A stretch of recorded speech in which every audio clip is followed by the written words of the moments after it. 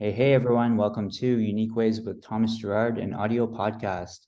Got a truly esteemed and distinguished guest today, and I'll describe her briefly. She's an artist, designer, and writer. She grew up in Paris and New York City and received a BA and MFA from Yale, where she taught for more than 2 decades. She's the founding editor of the Design Observer and the author of numerous books on visual and cultural criticism. She has a slew of distinguishments and distinctions and awards, including being the artist in residence at Caltech, and she lives in Providence. Please join me in welcoming Jessica Helfand. Welcome. Thank you, Thomas. Are you ready for 20 questions? I'm ready for my 20 questions. I didn't look at them because I thought it would be better not to. I glanced at them when you sent them, and we're just going to go rogue. Okay, here we go. Number one, tell me a little bit more about yourself. What do you do? Sometimes I like to refer to myself as a recovering designer. I was trained as a designer. My MFA is in graphic design and photography, and I was a practicing editorial designer for many years, but for about the last 10 or 12 years, I've been migrating towards becoming a fine artist. And I think the connector for me may have been those books you mentioned in your introduction. I think that looking at words and pictures for many years and thinking about how they correspond to each other and correspond to all of us. At a certain point, I'd always painted, but about 10 or 12 years ago, I began painting really in earnest. And so I'm now really almost a full-time painter. I still run Design Observer, which is celebrating its 20th year, but my studio practice really is a fine art practice now, for the most part. That's great. And just a note for our audience, I most recently came across Jessica's work, I think through her book about circular designs throughout history, beautiful reproductions of these circular graphics. So check out the book list as well. Number two, what's a key piece of knowledge that makes you different? A key piece of knowledge that makes me different is that I think because I grew up with parents who were historians, and because I grew up in Europe, I have a tendency to always privilege history, social history, cultural history, visual history, in a way that is I think sometimes good and sometimes bad, but it's like a second language for me. I tend to really I think about where we've come from and where we're going, and I think that there was a kind of cultural dissonance for me working as a designer for many years, because I think, and I love your opinion on this, Thomas, but I think that in many ways designers self-identify as arbiters of the future.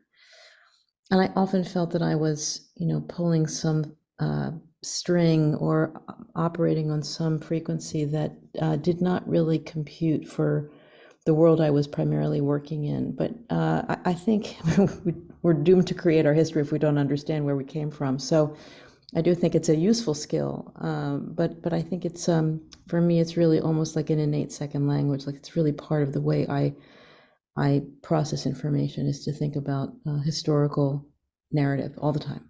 People, places, events, other languages, other ways of looking at things. And in some ways it makes it hard to finish things and start things and stay focused on things. And probably for people who collaborate with me, it's maddening. I once had a designer who worked for me who said that I was a cogent writer, but that I designed and I made things like an abstract expressionist. I'm a very sort of layered, process-oriented person. And it does, I think, make it hard for other people. But the people who speak my language, it works very well. I like that you're talking about design futures. We had a great guest, Dr. Marco Bevelo, on, who wanted to gear his entire episode specifically towards design futures. Also, Dr. Ron Wakari, who's based here in Vancouver, where I'm recording from, has been really focused on more than human worlds with his work and his most recent MIT book. Okay, number three, why this of all things? Why do you do what you do? I think about that all the time. I've had many parts of my life that have led me different directions. I was a serious cellist as a child. I was an actress when I was in college. As I mentioned, I trained as a designer, but there's always been this artist and in particular portrait face-oriented person, sort of trying to get out.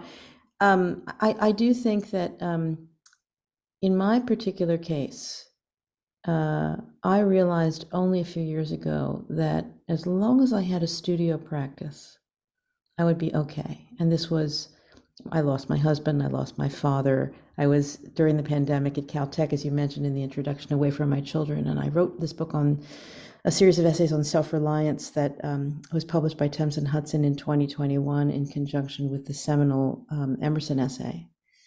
And I think for me, it was a real crucible, that period, as it was for many of us, being alone, but also really trying to think about how I would make sense of a world for myself where I could not depend on other people. I could not depend on work. I could not depend on the economy. I couldn't depend on getting out of my apartment. I mean, it was really, as we all found, a very challenging time. And almost, I'm making it sound like a religious experience, and it's really not that, but I do think that once we understand what it is we do, so your question is such a good one, Thomas, because it is a philosophical, existential question. There was a wonderful dean at Yale School of Art for many years named Andrew Forge, who's a painter, and he used to tell the painting students that once they figured out how their minds worked, the paintings that they made would take off. That really, we have so many influences and so many frustrations, and we all think we're imposters, and the blank page is really terrifying, the blank canvas is really terrifying. But if you pay attention to the question you're asking, and I look back to the person that I was when I was 10 years old, or 15 years old, or even in college and graduate school, and the thing that always made me feel that I could make sense of the world was if I was making something. And that's not sitting in a meeting, that's not necessarily teaching, that's not necessarily writing. But if the inquiry that is inside of me can manifest through the making of an object that becomes a way of interrogating my assumptions about something, and by conjecture helps other people interrogate their assumptions, then I think that's where I'm meant to be. That's great, and it segues great into number 4, which is what does your future look like? Oh my goodness. I am of a generation. My children are grown. I've got one in graduate school and one about to go to graduate school. I moved a year ago. I taught at Yale for many, many years. And your identity when you teach becomes tethered to an institution. And once I left Yale, it was both terrifying and exhilarating. And more it's become exhilarating to be freed of one's identity as relates to that kind of, I don't know. I mean, it could be a company, it could be a university, it could be what it is you do. And I'm hardly retired. I mean, I'm working harder than I ever have. But I think what's next for me is figuring out what does it mean to have a studio practice. This is again an existential question of sort of like a tree falls in the forest. If I'm not exhibiting, if I'm not teaching, if I'm not publishing, what is my work about? How much is the work I'm doing about asking certain questions of myself and others, and how much of it is about the things you see people hawking on LinkedIn? And I was educated in Quaker schools, and it's never sat well with me, this idea of believing in your own hype.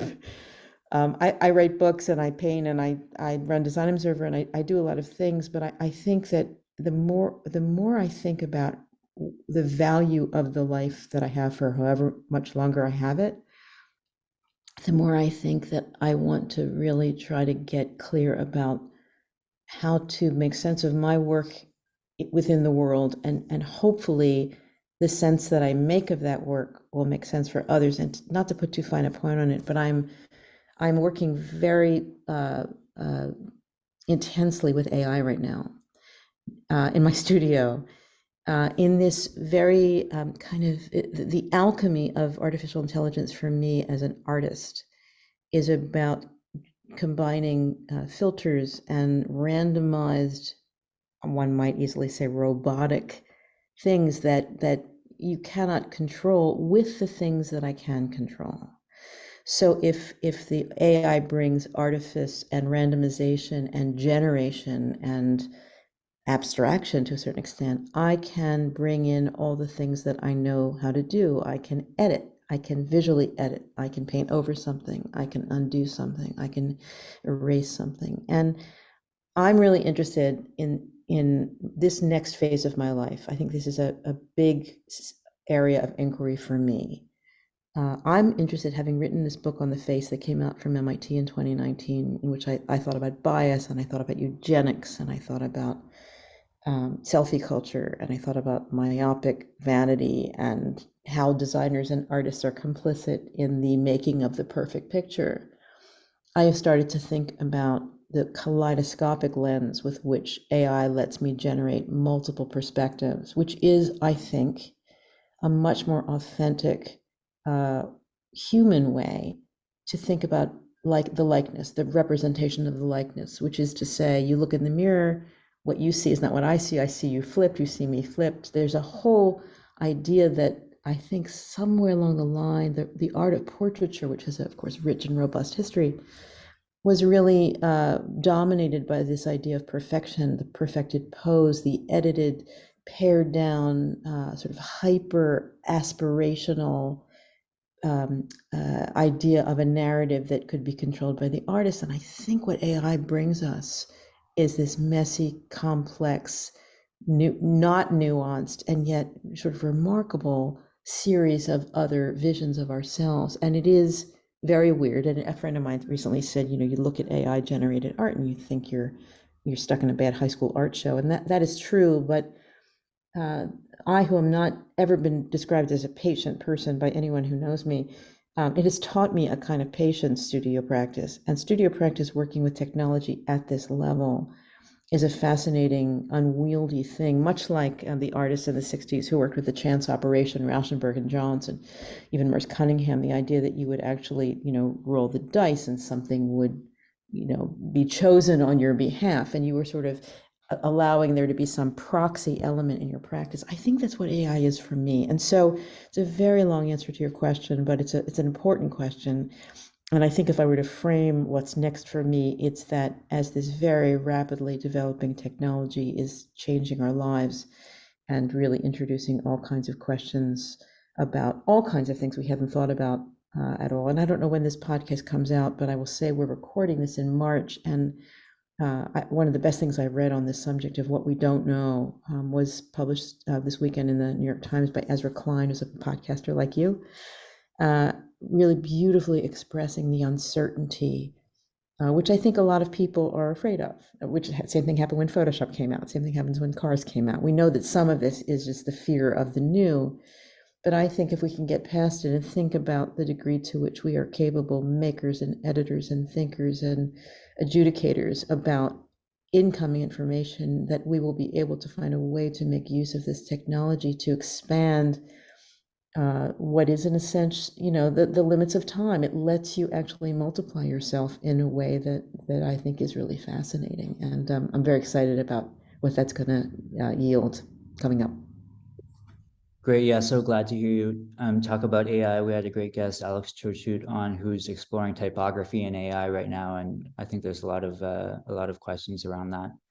Number 5, and feel free to interpret this. Let's talk about location. How does the notion of place play into what you do?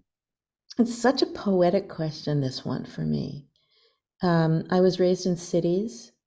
I was raised in Paris and in Philadelphia and in New York and New Haven, always urban settings. I didn't learn to drive till I was 26, which is why I think driving is still thrilling at my advanced age. I love not being in a city. I love not living in a city, and yet I've just moved to one for the first time in a long time. I raised my children in the country, and even living in a college town, I was living outside with a big garden and dogs and children, and I tend to get overwhelmed in cities, and I think better when I'm quieter, when I can quiet my mind by being a little closer to nature. What I love about Rhode Island is that I think you can't be more than 15 or 20 minutes away from water, which so I've now moved to Providence. I'm living temporarily in a beautiful coastal village about 30 minutes outside of Providence while I wait for my studio to be done. My renovating a live-work loft there. But I love it. I like being For me, location, one of the things that's really important to me is to be within an hour of an international airport, because I spend quite a bit of time in Europe. My children are both on the East Coast, so I like to be on a train line to get to them. I think if one of them moves to the moon and one of them moves to, I don't know, Eastern Europe, I'm going to have to figure out how to negotiate that. But at the moment, I will be living in a city that has great culture and art, but also is on a train line and near an airport. And I think for me that matters, being able to get to the water, being able to get to nature. I'm not one of these, super duper hiking people. I don't want to leave you with that impression, but there's something about the cacophony of a city and the insistence of movement and speed that, my brain and life move fast enough without urban catalysts reminding me to just go faster and do things. So I've been migrating steadily north. I was born in Philadelphia and spent quite a bit of time in Europe, and then went to New Haven, and then I've now come to Providence. So if I keep going north, I guess I'll end up in Maine someday. But I love it here, and I love New England, and I thought for a while about living in California, but it was just too far away from all the people I know and love. So sorry, California. I know and love some people there too, but people that I'm close to are here. Great. Number 6 is, if you had to start from the beginning, what advice would you give your former younger self? To trust my instincts. There's a beautiful, the Diebenkorn Foundation recently posted on, I think, Instagram, a beautiful note that Richard Diebenkorn, the California artist, wrote to himself. And I'm going to paraphrase it, but it was something like, the first thing, it was in his sketchbook, and it said really big, in really big capital letters, trust the landscape. And then underneath it, it said, it all went to hell today, but tomorrow maybe it'll be better. And that idea of trust the landscape could be your inner landscape. It could be your heart. Love who you love to do what you love to do. I think the idea that we live in a place, social media has made this, I think, a really thorny, prickly proposition, which is the seeking of consensus. That put something on Instagram, you put something out there and people don't like it, you feel unliked, you feel unloved. What does that do to a young person's psyche? What does that do to a young person's sense of self? I think looking back, we all have to get there in our own time and in our own way, but now that I'm a more mature person, I wish that I had trusted myself. I had very, very supportive parents. I was fortunate, but even my supportive parents did not want me to be an artist. They wanted me to be a designer or an architect because they thought it was a more remunerative path to stability, because they'd grown up during the Depression and stability was important. I would never think of saying that to my children. And I don't blame my parents, but it's not lost on me that my painting really took off after my parents died, because I could actually just believe in myself and move forward with something that I felt was important. So having written the book on self-reliance, which is really just a series of essays written for young people, really with them in mind, about what it means to trust your instincts and trust your gut. And it doesn't mean you shouldn't have friends and compatriots and collaborators and community to get you where you need to go. Those things are extremely important. They're essential. But I think the emphasis on not paying attention to your own view of the world, or that comes second, is something that I wish my younger self had trusted in more. So Trust the Landscape from Richard Diebenkorn. I think we can all take a page out of his book. And he wrote this to himself when he was I think an older person, just to remind himself to just trust in what he was doing. Great. And what's a day in your life like? Oh, what's a day in my life like? Well, I get up very early. If I'm writing a book, I always have to write early. When I've written on deadline, I don't get on my pajamas, so I won't have any temptation to leave the house because I have to write something. I tend to be clearer first thing in the morning. It also means that I fold up like a tent by 9 o'clock at night, as friends of mine have told me. I am a pretty serious yoga Pilates person, only because I just need to move my body. Talk about trust in yourself. I think that the centeredness with which I approach the world is better if I can do the micro adjustments needed to get my head on straight. Also first thing in the morning. So, coffee, writing, thinking, yoga. By 9 o'clock, I'm ready to do things. And at the moment, I will say that I begin the day thinking about how much I have to do for Design Observer before I can get to my painting, which is kind of, I think sometimes of Design Observer as my third child. And I think about, does it have its vitamins and does it have its lunch for school? And there's a kind of custodial overseeing of Design Observer's needs, which is a funny way to characterize it, because in fact I have a small but mighty team all over the country of wonderful people who are helping us figure out what it means to look at the last 20 years of design as an inflection point in bigger things. And in that sense, I will say that our 20th anniversary celebration is really about looking at 20. We're going to give 20 awards, and we're looking at where design has made an important transformative and lasting impact across a range of disciplines, including medicine and science and politics and music and architecture and advocacy. And we're not giving awards for branding and 3D modeling. There's plenty of places that are honoring that extremely important and well-deserved work. But I think what Design Observer has always done well is looked beyond its own purview at what the world needs and is and can be. And of course, in 2003, it was a very different proposition. It was before Facebook, it was before social media.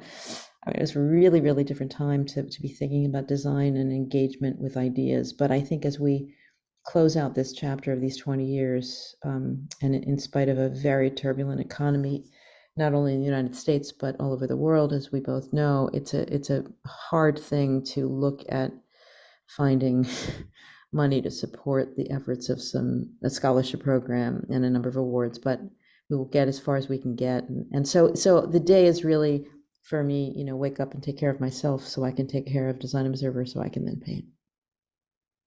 Beautiful. Number 8, lifelong learning is a popular topic. How do you stay up to date? I read a lot. I read a lot of unusual things. I talk to smart people that are smarter than I am a lot. I have 2 extremely close friends who are intellectual historians at Yale.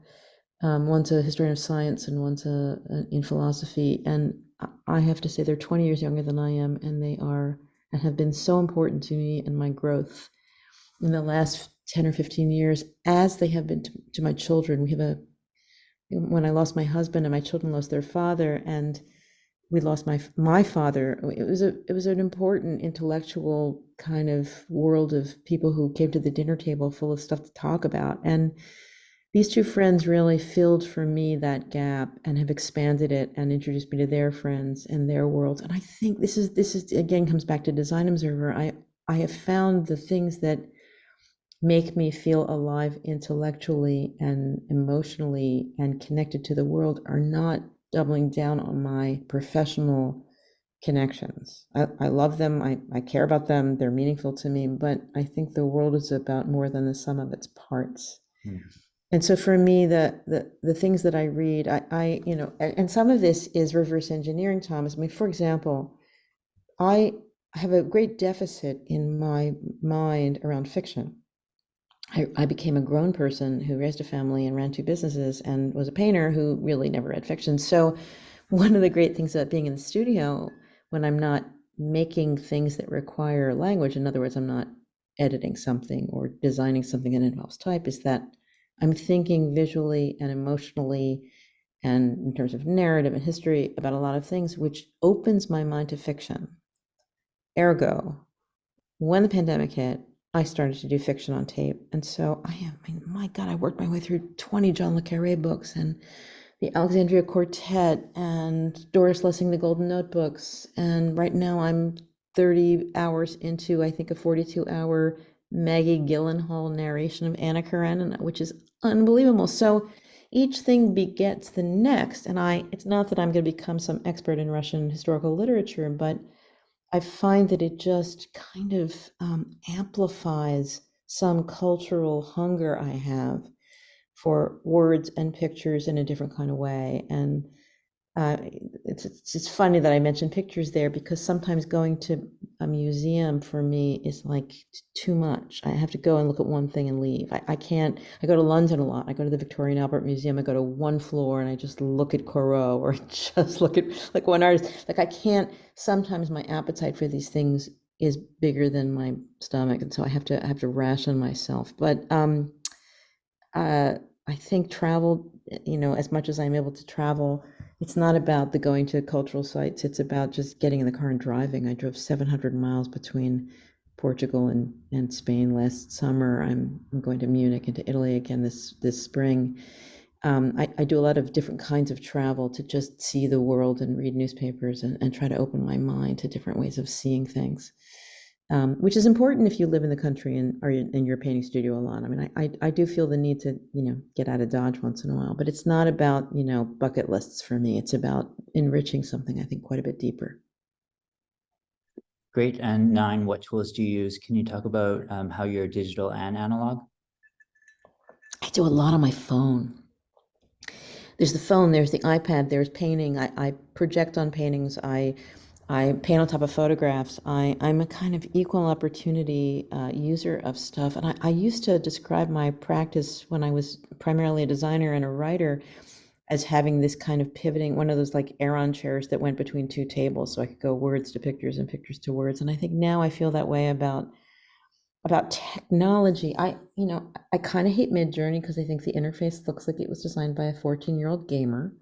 And I know that sounds really mean, but I'm of a generation where I just like the whole sort of talking columns, community stuff. It's not for me. On the other hand, I have, I think, every app for, teenage selfie people. I'm interested in how we edit the face. I'm interested in how we look at the face. I'm interested in what AI does to the face. I'm interested in ChatGPT and how the language we use to describe what we think we want is not what we want. And I don't think I've thought about this till this second, but when you enter a search in ChatGPT and it brings you something pictorially that you weren't expecting, it's sometimes revelatory. And the analogy I want to make for you and your audience is that if you are doing research in archives, I want to go write a book about, I don't know, Virginia Woolf, and I go to the Bird collection at the New York Public Library and I ask for something and it brings me something and it's not what I want, but underneath it is something I want, or underneath it is something I think no one's ever seen before. And I think it's a needle in a haystack way of working that is, I think that's why I like it, because you can't have any expectations. You just cannot dial it up to get exactly what you want. You just have to hope that you're going to get closer. So that is my perspective on technology. I paint assiduously every day so that I become a better painter. I'm much more trusting of my color sense and of my understanding of medium. I paint in oil. I paint big, although at the moment I'm painting small because I'm in a smaller studio and a temporary studio. But I'm very agnostic on all of these tools. And the only thing that I have not said that I think is extremely important, that we don't have enough time for it as I'm answering this question, and I know you need to move on, is that the ethics and the complexity of what we're asking for, naming names, face swapping, those kinds of things, they're very dicey. And I think the privacy issue is something that I think visual people, in their hunger to get up to speed, not just visual people, tech people. I was out at Caltech last month talking to a bunch of people from DALI and a bunch of graduate students who are doing things like PhDs in computational neuroscience. And the watchword of their conversation, the watchword of the day for them was speed, CPU processing speed, and how fast they could get results. And I think if we take our hunger for speed and our lack of attention to ethics, we're going to really be in trouble. And it's a really important conversation that has fueled a lot of my writing in the past decade, and is what I continue to think about. So I spin on this stuff a lot in my studio, between pixels and pigment, between tech and making. But I think at the end of the day, when the stuff becomes public and when you're entering search terms that are then going to be appropriated by others, I hesitate to use the word scraped because it sounds like a biopsy, but it is what we're doing. We're all scraping each other, and there's something I think really pernicious about that needs to be examined more closely. So anyone listening to this who's working in this territory, I urge you, as I urge myself and my students and everyone I come in contact with, to think about this as citizens of the world, because the consequences of the things we are putting out there and taking are not yet going to be felt, but they will be felt very soon. And I don't think that any of us think about consequence nearly as much as we should. Great. And I think now I'll plug a earlier episode with Dr. Garnett Hurst, who's a Canada Research Chair here in Vancouver, who is just coming out with a book on DIY culture and making. And so is kind of tangentially related, I think, to these topics. We're I want to halfway. read that. I want to read that book. We're halfway now. So number 10, how do you deal with work-life balance? Not well. How do you deal with it? Asymmetry. It really depends on the day. I mean, I spent many years with, kids at home and children and dogs and employees, and that's not right now the issue, but that still doesn't mean I can't, realize that it's been 13 hours that I've been working and I haven't, left my studio. So, I mean, I'm pretty organized and I'm pretty committed to trying to do things for myself every day, like yoga and drinking water and all those things you're supposed to do. But I think it's a challenge. It's a challenge when you're traveling. But I think the challenge is something that's incumbent upon us to pay attention to. And I think the assumption that every day is going to be the same is probably not getting us where we need to go. Great. And 11, if you weren't doing what you do now, what would you be doing? I have a different answer for that every day of the week. What would I be doing if I wasn't doing what I'm doing now? It's a hard question to answer because it really depends on other people and how you work with other people. I sometimes think it's place dependent. To come back to your question about place, I think if I were in Europe, I might be doing some different things. I think the pace of life is different there. If I was with my children or with living with other people, I might be doing things differently. It's a very tricky one to answer. I honestly think I'm kind of doing what I want to be doing. I am struggling with how much of my work to share. I'm not a big person on Instagram. I really hesitate to use that modality to advance anything in my creative practice or my life. I don't post pictures of my kids. I'm sort of pretty private for someone who has a public life. So it's a very tricky thing. I am happiest when I am in my studio making things, but then I miss people, so then I have to go out and find people. And so maybe that gets back to work-life balance. I'm not sure. I'm not answering the last question now, but I think if I weren't doing what I'm doing, I would be trying to do something that advanced something for someone else. I think I'm not doing enough of that. I'm not giving back enough right now. I mean, maybe I am with Design Observer, but I think I would want to be giving back in a different way. I mean, I think part of my answer to that question is like, if I were younger, if I had 20 more years of energy to be a teacher, which I don't, the 20 years I have ahead of me, I would like to be painting. I would be thinking about education in a different way. I would be thinking about access in a different way. I would be thinking about international access for students to be able to see the world and be in the world in a different way. I think there's all kinds of things I would do, but I don't think that's actionable. I think maybe someone else will do that. I hope someone else will do that. Great. And I'm curious for number 12, what would you not like to do with your career? I would like not to think that if I don't have a fancy exhibition record, it means that my painting isn't have merit. There's a funny, you know how like little kids will come home and say and bring you a picture and you put it on their fridge. I feel sometimes even with really good artists on Instagram, it's like, look what I did, look what I did. Did you like what I did? Like, what are you, 5? Like, there's got to be some other pursuit of the making of the work that is interesting to you. I have a friend I have many friends, several friends, well, not many, but enough that I can actually make the statement, who go to the studio every day, and it's not about exhibiting to other people. It's about the pursuit of the work. It's about the intellectual inquiry. It's about the creative engagement. It's about troubleshooting. It's about trusting the landscape. I think I would like to be that person, and I'm not sure that I am that person. I think about Louise Bourgeois, who wasn't showing until she was in her 60s and 70s, and I think maybe showing for me was writing books and having a different kind of life. But I don't know. If you're, I've said this before in an interview, if you're Indiana Jones and the Temple of Doom, if you're Harrison Ford, doesn't matter how many movies you make, that's the music they play when you take the podium, right? So part of this question for me, because I'm not 30 anymore, is like, what's the legacy? What's the work? What's the future? What will people remember me for? Will they remember me at all? Does it matter?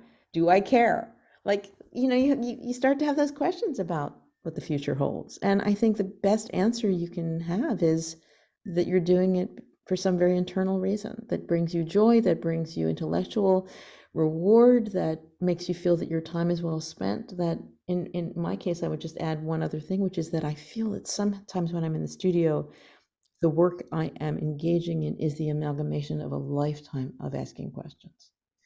It's my life as a musician, it's my life as an actress, it's my life in France, it's my life as a parent, it's my life as a designer, it's my life as a writer. And so as solitary as it must be to do the work you want to do, you're also answering some questions that have followed you for many years.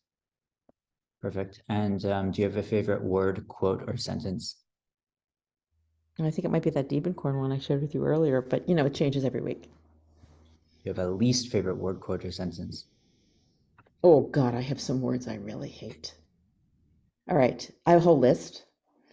Molly Young, the book reviewer for the New York Times, and I for years have kept a list together. She and I are great. She's my great young pal. She's married to someone who used to work for me, and she calls it garbage language. I call it jargon. I hate the word awesome. I don't think anyone over the age of 12 should use that word. I have all kinds of words in business that I don't like. I don't like the word takeaway. What is a takeaway? Takeaway is what they call takeout food in London. And it assumes that you have to have gleaned the most cogent, essential, germane idea that has been given to it in the last minute, instantly. It's this emphasis on outcomes that I think is an extremely Western way of looking at the world, as opposed to thoughtful, reflective, cogent, like reflecting on something, percolating with something. For those interested, I'm someday I'll make a poster or a T-shirt or something. But I think there's all kinds of words that we fall prey to that don't really reveal the best of who we are as humans. Okay, and 15, if you had to pick one word to describe yourself, what word would you choose? Intellectually restless. That's 2 words. 1 word. Impatient. I wish I wasn't impatient. I've just gotten done answering your last question, saying we have to be reflective, and yet the hunger that I have for the things that interest me, it makes me feel impatient to get to the bottom of them. So I don't know. That's such a tough. One finds oneself thinking about other words people would use to describe you, as opposed to how you would describe yourself. That's a very hard one. Impatient. Let's go with impatient. What keeps you up at night? Your last question. What keeps me up? How I'm going to answer Thomas's 15th question. A lot of things keep me up at night. They are all things that in the light of day never seem quite as worthy as they were in the middle of the night to keep me up. Anxiety about all kinds of things I can't control. Final stretch here, number 17. What's a dream you're chasing? The illusion that I have any control over anything.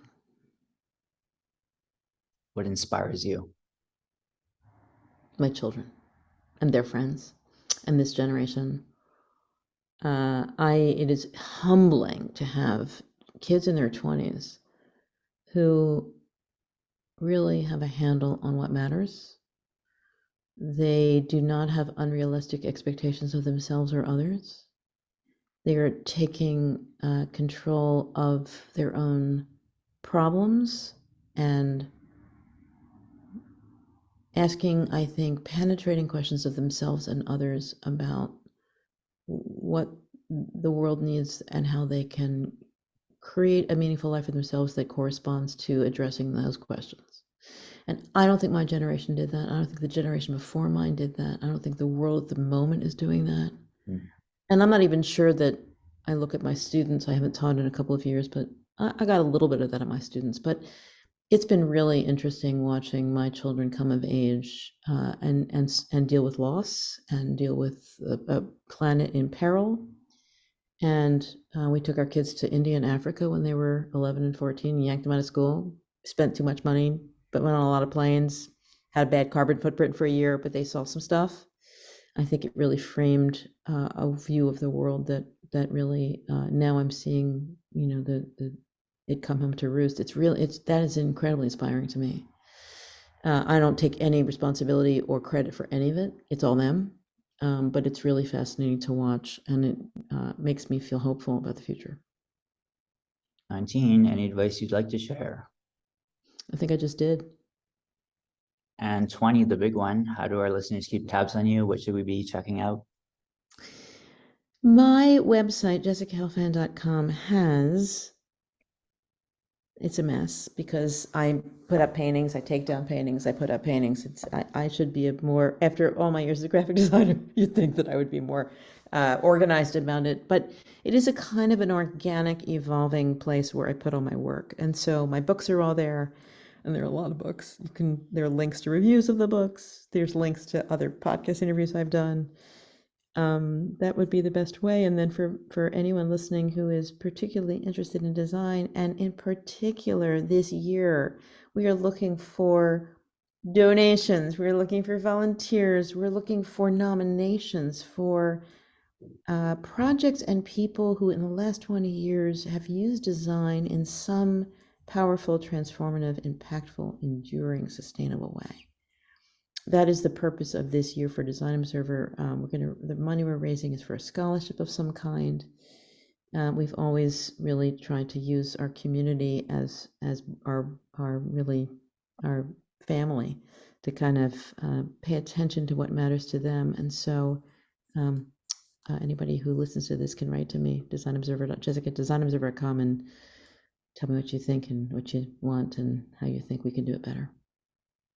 Thank you so much for coming on this show. It's such a privilege to have you here. Thank you. Delighted, and thank you very much for your very thoughtful questions. Thanks.